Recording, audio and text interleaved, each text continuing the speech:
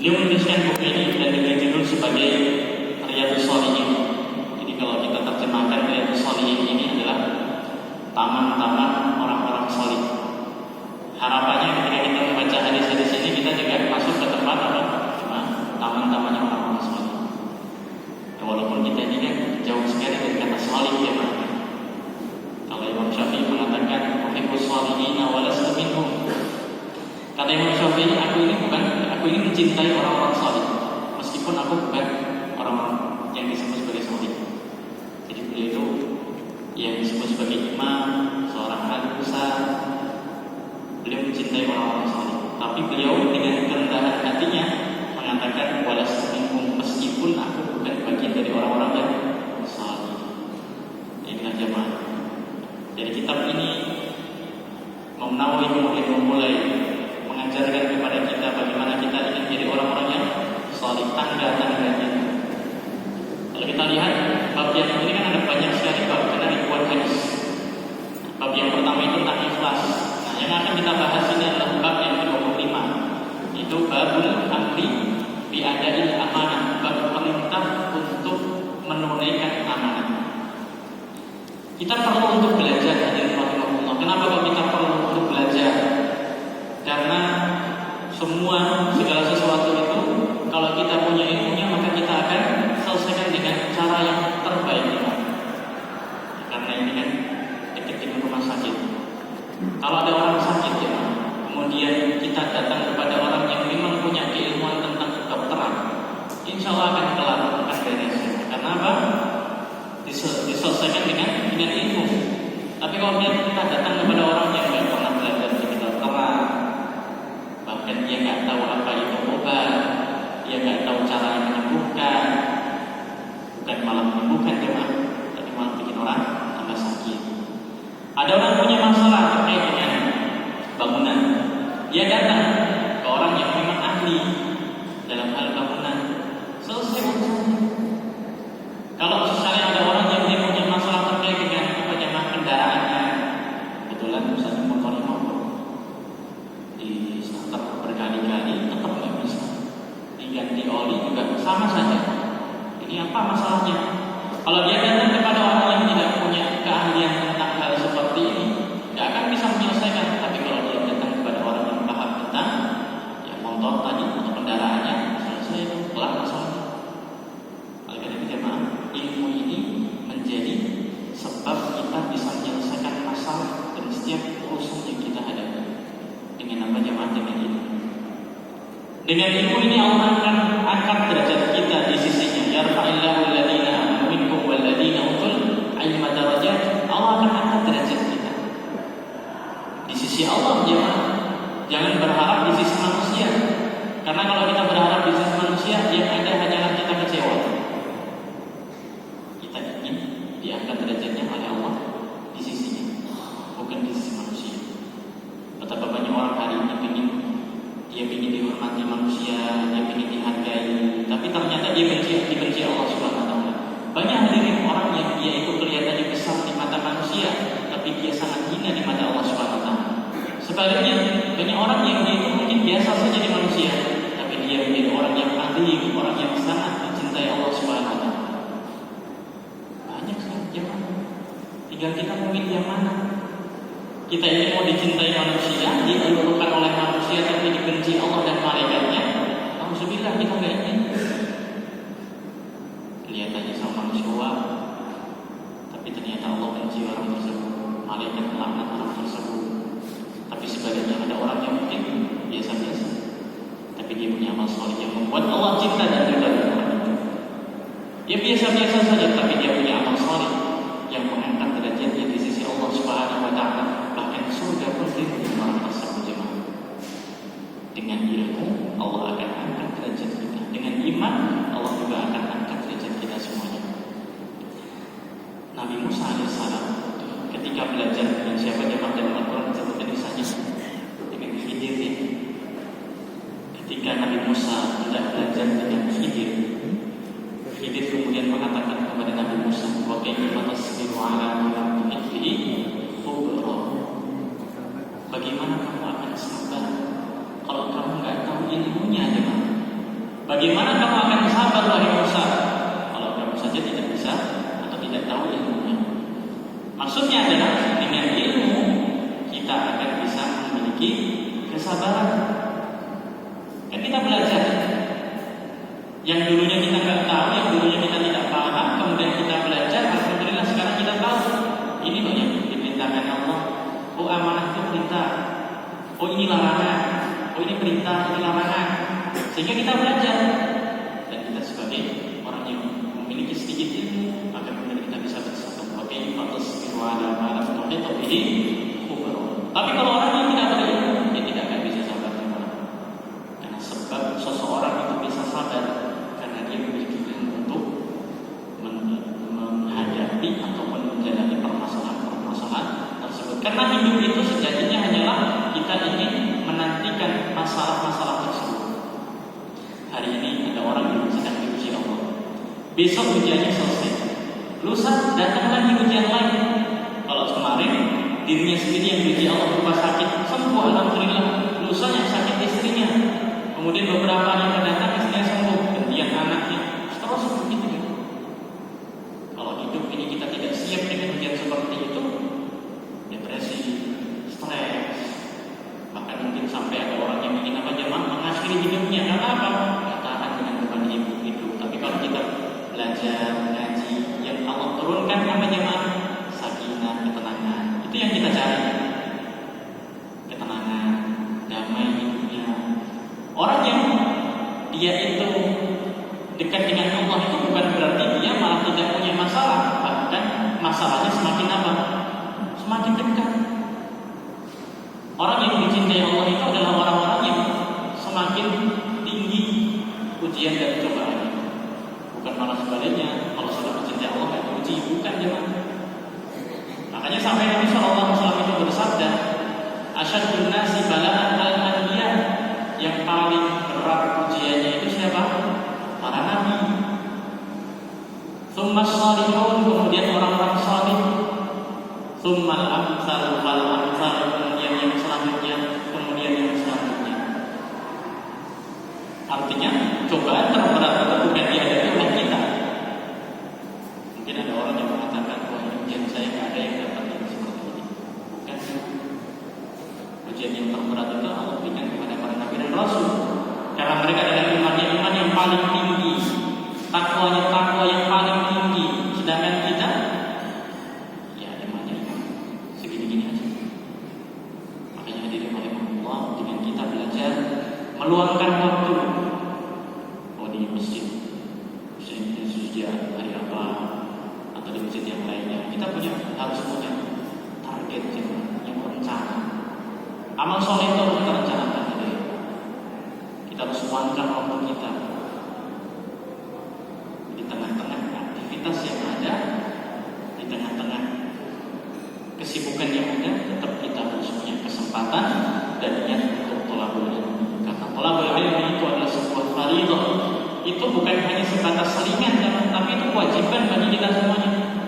Itu bukan hanya sebatas kalau pas sholat, kalau pas bukan cuma, tapi kita harus meluangkan waktu untuk Allah Subhanahu wa taala. Kita harus berikan waktu emas kita, waktu terbaik. Untuk siapa cuma?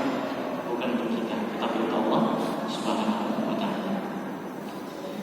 Hadirin yang semoga diridhoi Allah Subhanahu wa taala. Bab yang akan kita bahas sekali lagi adalah bab tentang menunaikan amanah. Bab yang ke-25 dari kitab Riyadhus Shalihin. Seperti biasa, Imam Nawawi dalam kitab Riyadhus Shalihin ini tidak langsung masuk ke dalam hadis-hadis Nabi. Jadi ini kan kitab hadis sebetulnya, yang memuat tentang akhlak, yang memuat tentang anjuran kita semangat beramal saleh, meninggalkan larangan-larangan Allah Subhanahu wa taala. Tapi biasanya ketika sebelum menyebutkan hadis-hadis Nabi SAW tersebut, Imam Nawawi itu menyebutkan beberapa ayat. Kesempatan kali ini ada 2 ayat yang disebutkan oleh Imam Nawawi sebelum nanti beliau akan menyebutkan beberapa hadis dari Nabi SAW. Ayat yang pertama yaitu ayat yang terdapat dalam surat Al-A'raf ayat 58. Inna Allah ya'murukum an tu'addul amanati ila ahliha.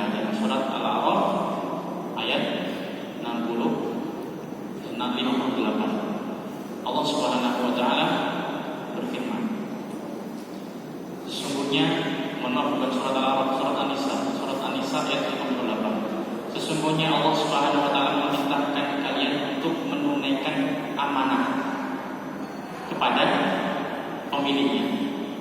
Innallaha, sesungguhnya Allah Subhanahu wa taala ya'murukum, memerintahkan kita semuanya. Berarti ini perintah hadir. Ini adalah perintah dari Allah Subhanahu wa taala. Antu'addul amanati, apa yang Allah perintahkan kepada kita semuanya, yaitu untuk menunaikan amanah kepada siapa? Kepada orang-orang yang berhak, kepada pihak-pihak yang berhak.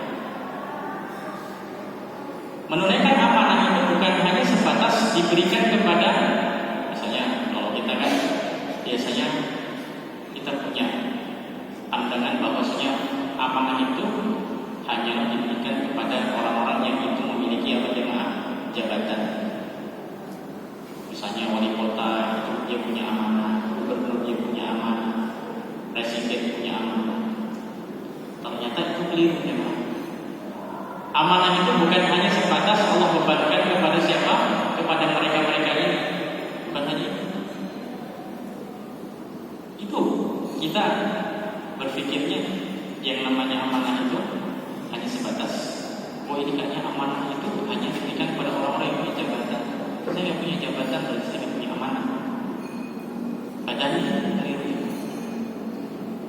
Amanah itu artinya adalah segala sesuatu yang dibebankan kepada manusia dan dia diperintahkan untuk mengerjakannya. Sekali lagi jemaah, jadi amanah itu adalah segala sesuatu yang dibebankan kepada manusia, yang ditikulkan kepada manusia, dan dia diperintahkan untuk mengerjakannya. Kullu maktumina alaihi insan, jadi segala sesuatu yang dibebankan kepada manusia, wa umira bil qiyam bihi, dan dia diperintahkan untuk mengerjakannya. Itu amanah. Artinya setiap manusia itu dia harus menunaikan amanah. Setiap manusia itu harus menunaikan haknya kepada orang lain. Contohnya, sebagai seorang anak, berarti dia memiliki amanah untuk berbakti kepada siapa jemaah? Kepada orang tua. Berarti anak punya amanah. Amanahnya apa? Dia harus berbakti kepada orang tuanya. Berbakti dengan orang tua itu bukan hanya dengan harta jemaah. Mungkin ada orang tua itu yang lebih kaya daripada anaknya. Orang tua itu nggak butuh harta dari anak-anaknya, tapi mungkin orang tua ini butuh dikunjungi, ya, butuh disapa. Itu sudah senang banget. Kalau bawa harta nggak usah. Ini kayak punya isi bolong, kayak ngasih garam nih, samudra. Tapi ada juga orang tua yang mungkin dia membutuhkan itu berbeda-beda. Artinya berbakti kepada orang tua itu bentuknya bermacam-macam. Mungkin ada yang sudah wafat, sudah meninggal dunia, maka berbaktinya dengan kita mendoakan mereka, dengan kita menunaikan amanah yang mereka sudah pernah inginkan, ya tapi belum sempat kesampaian. Anak punya amanah untuk berbakti kepada orang tua. Sebaliknya jangan orang tua pun juga punya amanah kepada siapa? Anaknya. Amanahnya apa ya? Hak anak dan kewajiban orang tua apa gimana? Memberi nama baik. Jadi orang tua itu punya amanah. Yang pertama, memberikan nama yang baik. Kemudian mendidiknya jangan. Kalau mungkin kita punya keterbatasan jangan. Berarti apa? Carikan tempat sekolah atau pendidikan yang mengajarkan agama di situ. Carikan jangan. Maaf, saya ini punya keterbatasan. Saya masih belajar ngaji misalnya. Saya masih belajar. Saya belum lancar ngaji. Kalau kita belum bisa ngajarin ngaji, ya carikan anak itu untuk sekolah tempat yang bisa, di lingkungan yang bisa dia belajar ngaji. Hadirin yang semoga bisa Allah Subhanahu wa taala. Seorang orang tua atau ayah dan ibu punya amanah mendidik anak, lingkungan yang baik, makanan yang halal, mengontrol aktivitasnya. Ini makan apa? Apakah sudah sholat? Kalau orang tua nanyakan makan kepada anak, kalau usah ditanya, anak kalau lapar makan jangan. Betul jangan. Yang namanya manusia itu kalau lapar pasti makan. Tapi tidak semua orang kalau belum sholat merasa belum sholat. Ditanya, Mas sudah sholat belum Mas? Mbak sudah sholat belum Mbak? Ya, itu kan pertanyaan. Kita ingin nonton. Karena itu amanah yang Allah berikan kepada kita. Yang kita nanti akan ditanya oleh Allah pada hari kiamat. Bisa menjawab pertanyaan itu? Apakah sudah kita ingin menjalankan perintah Allah Subhanahu Wa Taala? Apalagi yang sudah balik, bagaimana mereka kehidupannya? Apakah sudah berpakaian secara Islam atau belum? Dan sebagainya itu yang harus kita tanyakan. Jadi orang tua punya amanah berupa anak. Kita tidak punya amanah kepada siapa jemaah tetangga. Gimana amanah kepada tetangga jemaah? Tidak boleh apa? Menyakiti. Nah itu amanah. Apalagi dalam kehidupan bermasyarakat kan kita tidak hidup sendirian. Lepas sendirian, tidak ada tetangga, pasti kita akan hidup di bermasyarakat. Amanah kita berarti apa? Kita berbuat baik kepada tetangga. Kalau ada tetangga yang sedih membutuhkan, kita bantu dengan apa yang kita bisa miliki. Kalau mereka itu misalnya sedang butuh bantuan kita, maka kita perlu untuk membantu mereka. Tidak menyakiti, itu kan berarti apa? Amanah. Itu bertetangga. Sebagai seorang murid kepada guru, itu juga hormati, mendoakan. Sebaliknya guru kepada murid pun juga ada amanahnya. Seorang guru ini harus menyampaikan ilmu, harus sabar dengan muridnya dan sebagainya. Seorang rakyat kepada pemimpinnya amanah juga. Ketika ada yang keliru, kita sampaikan.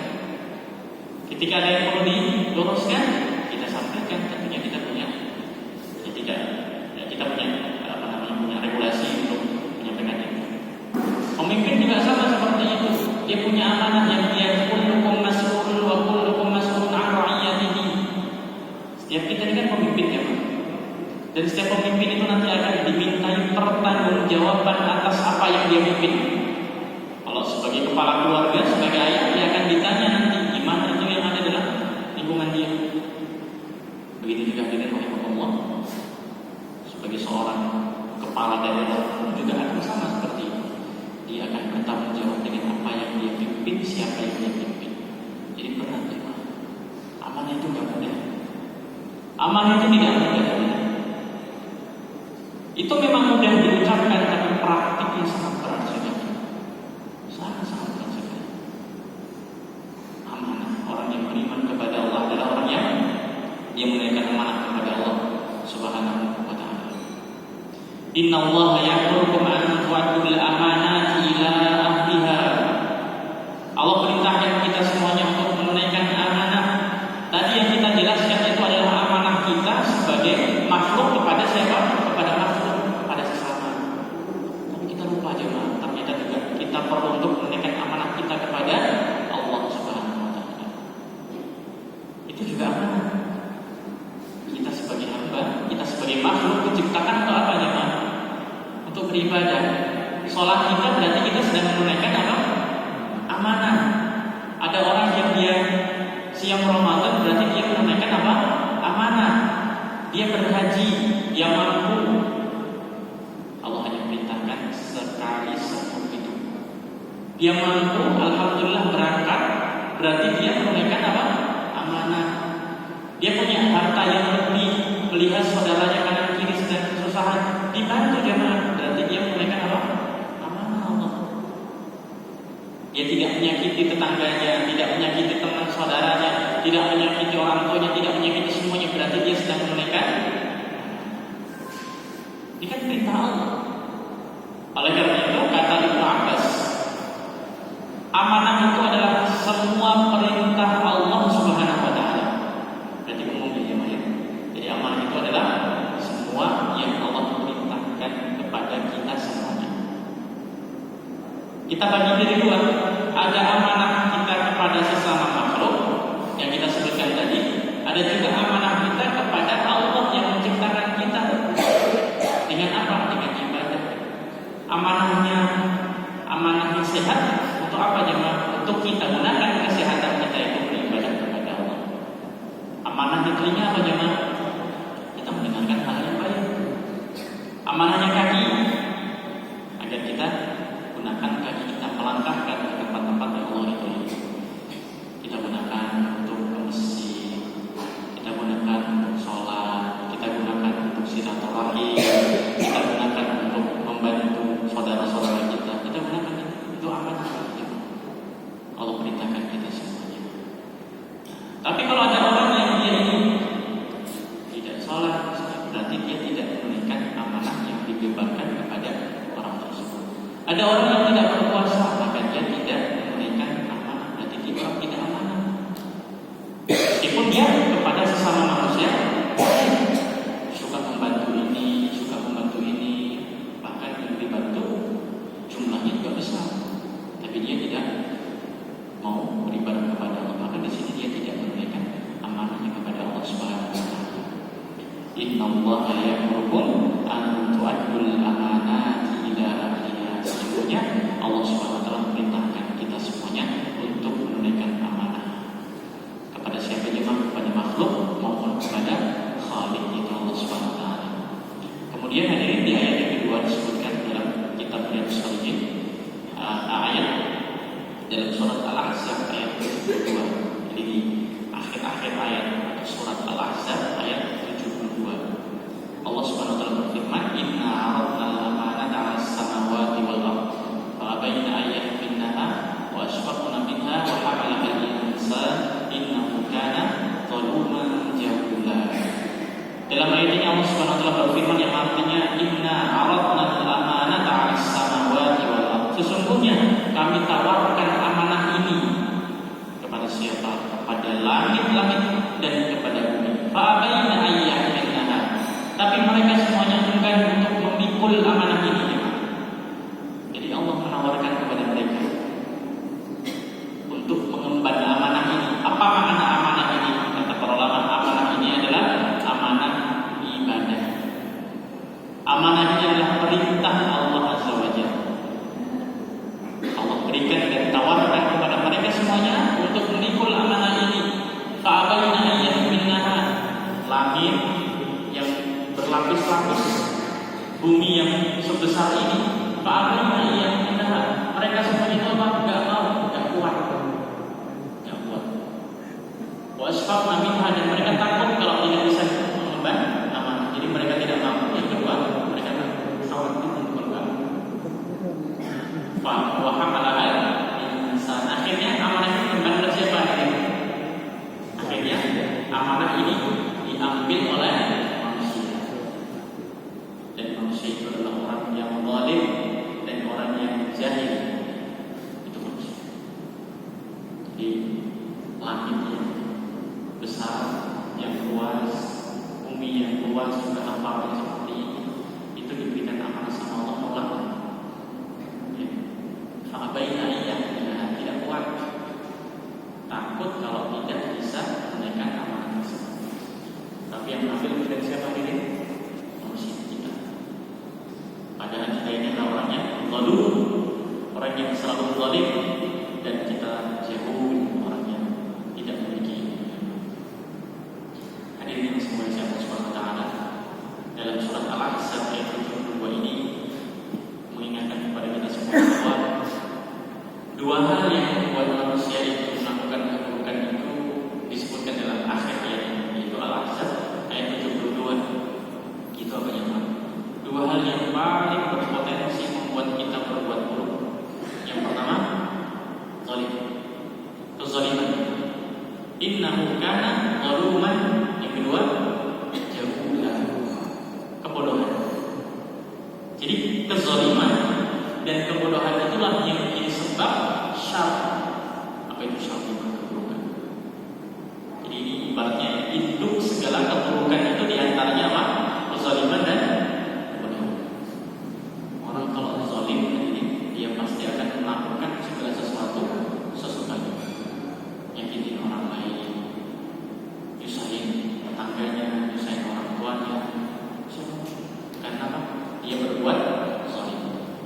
Sebab yang kedua adalah jahul, itu al-jahal, kebodohan. Sebaliknya, sebab kebaikan itu ada dua, lawan dari tadi. Itu apa yang lawan dari kezaliman apa tadi?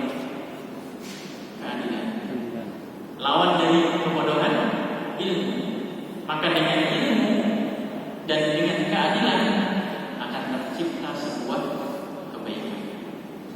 Tapi sebaliknya, kezaliman dan kebodohan itu adalah sebab merebaknya keburukan dan kejahatan. Itu adalah sebab syar. Itu adalah penyebab kenapa keburukan itu di mana-mana. Karena kita zalim. Allah sudah berikan kepada kita kekuatan, Allah berikan kepada kita harta dan semua fasilitas yang Allah berikan kepada kita. Kok malah kita tidak aman? Sudah diberikan usia tidak aman. Sudah diberikan kenyamanan rumah yang bergantung, sudah diberikan kendaraan. Insya Allah kendaraannya banyak ya. Jadi pagi mau berangkat itu kendaraannya pakai yang ini. Nanti pulang, saya sore mau jalan-jalan jamaah punya kendaraan lain. Nanti malam jalan-jalan lagi punya kendaraan. Dan nanti sampai di rumah itu ada gudang atau ada garasi. Tapi dia nggak bersyukur sama Allah SWT. Berarti orang ini tidak. Inna Allah ma'ana ta'ala as-samawati wal ardh fa'abayna an yahmilnaha wa ashfaqna minha wa hamalaha al-insan innahu kana zaluman jahula. Setelah menyebutkan dua ayat ini, kemudian Imam Nawawi menyebutkan hadis Nabi sallallahu alaihi wasallam, yaitu hadis an Abi Hurairah radhiyallahu anhu, dari Abu Hurairah radhiyallahu anhu. Ini tidak masuk mendengarkan nama beliau. Sahabat Nabi yang paling banyak meriwayatkan hadis dari Nabi sallallahu alaihi wasallam yaitu adalah Abu Hurairah radhiyallahu anhu, semoga Allah meridhoinya. Anin Nabi sallallahu alaihi wasallam, dari Nabi sallallahu alaihi wasallam qala, bersabda, ayatul munafiqi salat. Tanda ciri-ciri orang munafik itu ada 3 juga. Ciri-ciri dan tanda-tanda orang munafik itu ada 3. Yang pertama, idza haddatsa kadzaba. Kalau dia berbicara, maka dia pasti dusta. Wa idza wa'ada, apabila dia berjanji, maka dia akhlafa. Jadi dia berjanji tapi mengkhianati atau diingkari. Dia berjanji dan diingkari. Kemudian yang ketiga bagaimana? Wa idza tumina khana, apabila dia diberikan amanah ya berkhianat. 3 ciri-ciri orang-orang munafik. Dusta. Jadi omongannya itu nggak bisa dipegang ya. Kalau dia berbicara dusta. Kalau dia diberikan amanah khianat. Kalau dia atau berjanji dia pasti mengingkari. Nauzubillah. Ayatul munafiqi salat, idza haddatsa kadzaba wa idza tumina khana wa idza wa'ada akhlaf. Ini tanda-tanda sifat-sifat orang-orang munafik. Di antara yang disebutkan di sini adalah berkaitan tentang tema kita hari ini, yaitu apa? Amanah. Ini orang munafik ini kalau dikasih amanah kacau ya, tidak beres. Dikasih amanah tidak beres. Wa idza tumina khana, dia kalau diberikan amanah dia pasti akan berkhianat. 3 tanda munafik sebagaimana yang disampaikan Nabi SAW ini sebagai peringatan. Nabi kasih warning kepada kita semuanya, wahai manusia, hati-hati ya. Jangan sampai kita memiliki sifat-sifat ini. Kalau 3 sifat ini ada dalam diri kita, jangan segera kita bertobat. Nasihat untuk kita semuanya nih, kalau ada salah satu dari sifat 3 tadi, salah satu 3-tiganya ada dalam diri kita, segera kita bertobat kepada Allah SWT. Atau kalau kita mungkin bertemu dengan orang yang seperti itu, hati-hati dengan masalah itu. Kita jaga jarak. Kenapa kok Nabi sebutkan 3? Ini agar mudah dihafal, agar mudah diingat. Oh, sifat-sifat orang yang munafik itu ada 3. Padahal munafik itu kan ada 2 macam sebetulnya. Munafik itu ada 2 macam. Yang pertama, munafik yang itu maknanya adalah munafik keyakinan, atau diistilahkan dengan nifaq i'tiqadi. Nifaq i'tiqadi atau kemunafikan yang sifatnya itu keyakinan. Kalau munafik yang jenis pertama ini jemaah, itu tuh mereka sebetulnya bukan orang yang beriman, tapi mereka itu adalah orang yang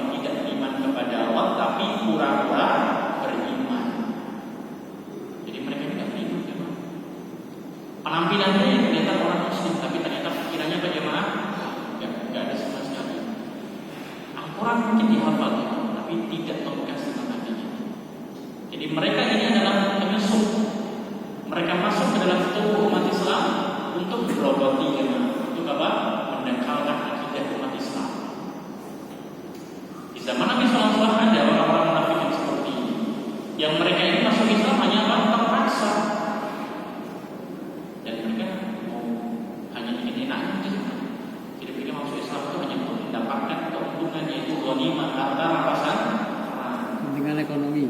Iya, tuntutan kebutuhan ekonomi. Ada nasi kan?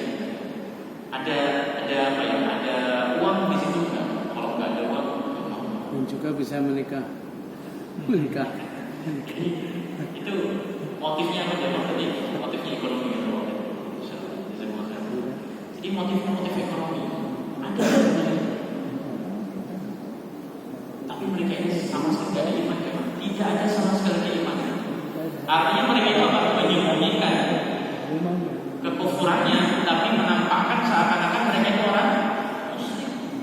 Oleh karena itu di zaman Nabi SAW orang munafik juga sholat ya. Mereka itu sholatnya kalau pas ada kegiatan aja. Sholat apa misalnya? Zuhur sama maghrib lah mentok-mentok ya. Tapi kalau subuh sama isya apa jemaah? Enggak sholat. Kenapa? Gelap. Kan gak ketahuan siapa yang sholat. Saat itu gak ada lampu, gak ada penerangan. Jadi mereka itu hanya sholat ketika apa? Ketika dilihat. Yoro'unan nas. Mereka itu hanya sholatnya untuk pamer, riya. Itu ciri-ciri orang munafik. Kalau dikaitkan sekarang gimana? Dikaitkan sekarang. Kalau dikaitkan sekarang, enggak ada lampu. Ada lampu. Sekarang tetap berat. Oh, beratnya ya. Tetap beratnya. Karena lampu. Meskipun sekarang ada lampu, dan kelihatan alhamdulillah. Apalagi mungkin sudah kelihatan memang. Tapi semoga kita semuanya bebas dari sifat apa jemaah? Sifat munafik. Amin ya Rabbal alamin. Mereka itu berat